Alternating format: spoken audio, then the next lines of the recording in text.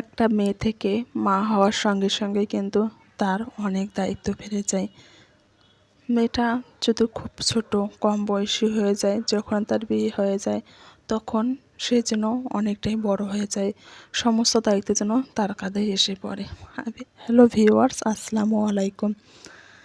আমার উটি একবারে যে বানিয়ে আমি ফ্রিজে রাখি, এটার কারণে আমার এতটা সুবিধা হয়েছে। দেখুন, আমি কিন্তু ঝটপট যখন ইচ্ছে তখনই উটি বা পরোটা যেটাই বলুন না কেন বানিয়ে নিতে পারছি। এদিকে তো আমার সকালে নাস্তাটা কমপ্লিট।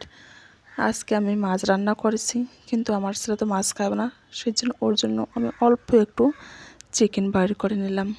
সে চিকেনটা অনেক পছন্দ করে।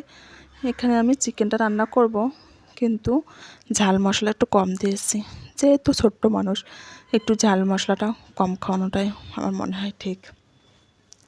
রান্না করতে করতে কিন্তু আমি এদিকে ফিল্টারেও পানি দিয়ে দিচ্ছি, কেননা এই বাসায় আসার পর ফিল্টারের যে তারটা লাগানো ছিল সেটা কিন্তু খুলে রাখতে হয়েছে, কেননা এখানে কিন্তু কোনো জায়গায় নেই।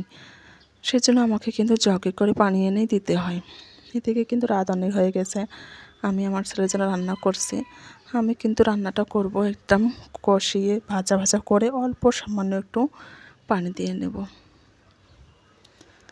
এদিকে কিন্তু আপনাদের ভাইয়ের অফিস থেকে চলে আসলো। এদিকে কিছু বিস্কুট নিয়ে এসেছে। এই বিস্কুটগুলো একেবারে মিষ্টিও না, খেতে কিন্তু অনেক ভালো লাগে। এই বিস্কুটগুলো নিয়ে এসেছে। আর আমার ঘরে সবচেয়ে যেটা প্রয়োজনীয় জিনিস আটা, সেটাও নিয়ে এসেছে। এদিকে কিন্তু কিছুটা মিনি প্যাক শ্যাম্পু নিয়ে এসেছে। আমরা আগে পুষ্টি আটাটা খেয়েছিলাম, কিন্তু এখন এই আটাটা নিয়ে আসি। সবচেয়ে আমার ঘরে যেটা প্রয়োজন বেশি আটা, কারণ আমরা সন্ধ্যার নাস্তায় বলুন সকালের নাস্তায় বলুন, আমাদের উটি পরোটা এটার কিন্তু অনেকটাই প্রয়োজন হয়।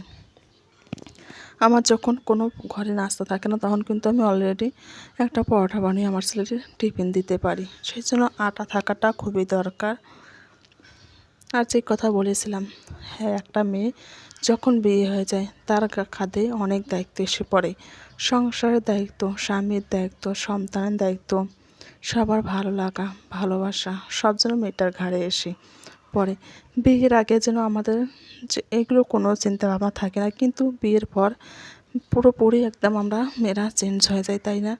সে ছোট্ট মেয়েটা যে কখনো নিজে হাতে ভাত খেত না, মায়ের কাছে ঘুমাতো, ভয় পারতো, সেই মেয়েটা আজকে কত বড় দায়িত্ব নিতে শুরু করেছে। একটা সংসার চালাচ্ছে, বাচ্চা কাচ্চা সমস্ত কিছু সামলাচ্ছে। একটা মা ছাড়া কিন্তু কখনোই এটা সম্ভব না। আমরা মেয়েরা একটা মেয়ে থেকে কিন্তু একটা মা হই, তাই না? আমার মনে হয় প্রত্যেকটা ঘরে ঘরে মেয়েরা আমার মতোই এই চিন্তা ভাবনাটাই নিয়ে থাকে। প্রত্যেকটা মাকে আমার তরফ থেকে স্যালুট জানাই। খোদা।